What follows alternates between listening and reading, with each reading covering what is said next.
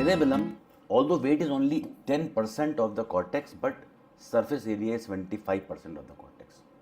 So surface area is 75%, weight is only 10%, and there are three parts of the cerebellum. The oldest part is called as archy cerebellum, and it is also called as flocculonodal lobe. It is involved in posture, equilibrium, via which pathway? Via vestibulocerebellar pathway. So this pathway is this part is the oldest part. Paleo is also the older one, but not the oldest one. It is also called as spinocerebellum, and the function is to maintain muscle tone and diadokinesis. What is diadokinesis? Alternate rapid movement. If you want to perform alternate rapid movement, it is because of paleocerebellum, and if there is a lesion of paleocerebellum, there will be dysdiadokinesia, or even adiadokinesia, inability to perform rapid alternate movements. Neocerebellum is the newest part of the cerebellum and the most important one because it is for planning and programming. So the coordination of the movement is because of neocerebellum. Coming with the first and the most important, why it is important for head orientation and rotation, it is important for posture, it is important for balance. Okay, so this pathway is very important. Now if you remember, in ear physiology we have discussed that we have vestibular apparatus. In vestibular apparatus we have discussed about semicircular canal, and we have discussed about utriculus and sacculus. These are important for angular acceleration, these were important for linear acceleration. This you must be remembering. So whenever we are making any change in our body, okay, whenever we are rotating our head, this action potential from vestibular apparatus will reach to vestibular nucleus. So they will reach to vestibular nucleus. Now they can go down, they can go up, they can go archy cerebellum. So when they are going upside, to which nucleus? Third cranial nerve, fourth cranial nerve, and sixth cranial nerve. Why? So that you can focus on that particular thing via extraocular muscle. You might be knowing that extraocular muscles are supplied by third, fourth, and sixth.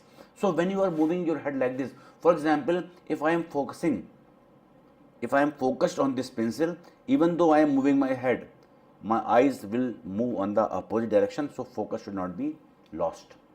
So when you are using some camera and you are moving, images are blurred. However high the quality will be, but they will be blurred. But this lens, they have a wonderful mechanism with the help of your ear, vestibular apparatus, your vestibular nucleus of this extraocular nerve, extraocular muscles, and the spinal cord. So whether you are moving in some other direction, your eyes will be focused on that particular object. It is called as vestibulocerebellar pathway, and this pathway, which is going to third nerve, fourth nerve, and sixth nerve, is called as MLF. What is MLF? MLF is medial longitudinal fasciculus. It's very important. Medial longitudinal fasciculus. They are controlling what? Third nerve, fourth cranial nerve, and sixth cranial nerve, extraocular muscle. They are important for eye movement.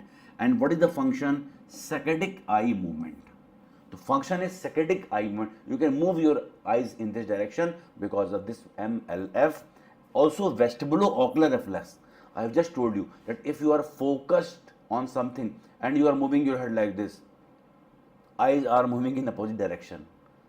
Okay, it is called as vestibulo-ocular reflex, then optokinetic reflex. These all are very important because MLF is involved. So if there is a lesion of MLF, nystagmus will happen. What is nystagmus? Involuntarily jerky eye movement is called as nystagmus. So they are involuntarily jerky eye movement, it is called as nystagmus. Now, whatever movement you are doing on your body, for example, you want to stand up, your legs are crossed. So first you will uncross your leg and only then you will stand up. But you don't remember that your legs are crossed or uncrossed. So who remembers? It is your cerebellum. Each and every part of your body position is well feeded in your cerebellum via different efferents. Only then it can coordinate. For example, even if I close my eyes, I can touch my nose. Because cerebellum knows where is my finger, cerebellum knows where is my nose, so I can touch like that. Okay. So you are standing, but you forget that your legs are crossed or not. Okay. So all these are coordinated by cerebellum. For that we have different afferents. One I told you, the movement of your head and the eye movement is controlled by vestibulocerebral pathway. Second is dorsal spinocerebellum. Whatever unconscious proprioception are in the lower body, you are moving your leg, you are cross your legs, whatever, they are going up to the cerebellum via dorsal spinocerebellum. And ventral spinocerebellum, now you might be thinking dorsal spinocerebellum is taking from the lower body, so ventral will be taking from the upper body. It is not like that. In one of the NEET PG examination, they asked that dorsal is taking information from lower body, so upper will be taken from. And lot of them are marked that it is ventral. No, it is cuneo-spinocerebellum.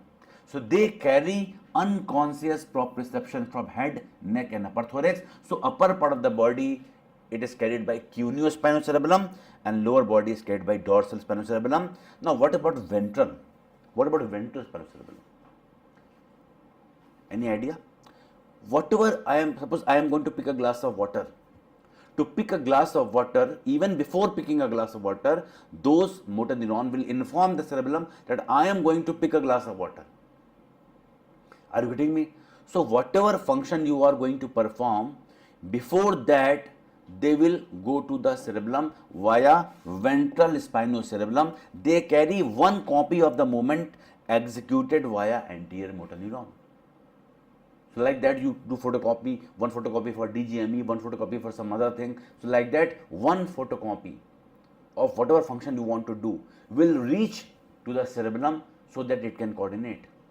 Cerebellum should be aware of every activity in your body beforehand.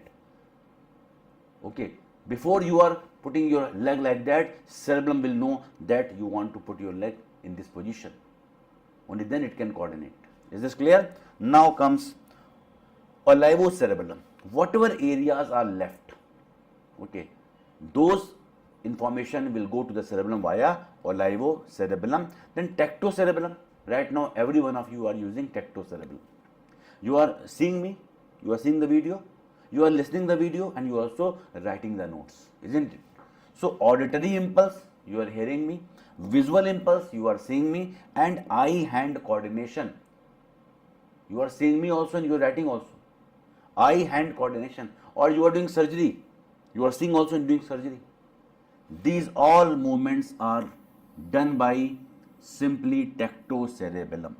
Then corticopontocerebellar tract, it is the longest tract concerned with the coordination of the movement. So let me explain that. For example, suppose this is your cortex, midbrain, pons and medulla, midbrain, pons and medulla, and this is your cerebellum. So when motor neurons are coming downward, upper motor neurons, okay, they will inform the cerebellum in the pons that I am going to perform this action. Before doing any action, you want to pick a glass of water, even before picking the glass of water, you have to inform the cerebellum, sir, I am going to pick a glass of water, please coordinate my movement, otherwise I will fall down. Now this will send other signal. Now this will send signal, okay, I am coordinating. Now by this method you will go downward and lower motor neurons and contract the muscles. So afferent is corticopontocerebellum, efferent is cerebellopontocortex. Afferent, efferent. This is how it is coordinating. For example, if I am saying you close your eyes and fix your finger like this, it is incorrect. Now it will be corrected. So who is correcting that? Your cerebellum.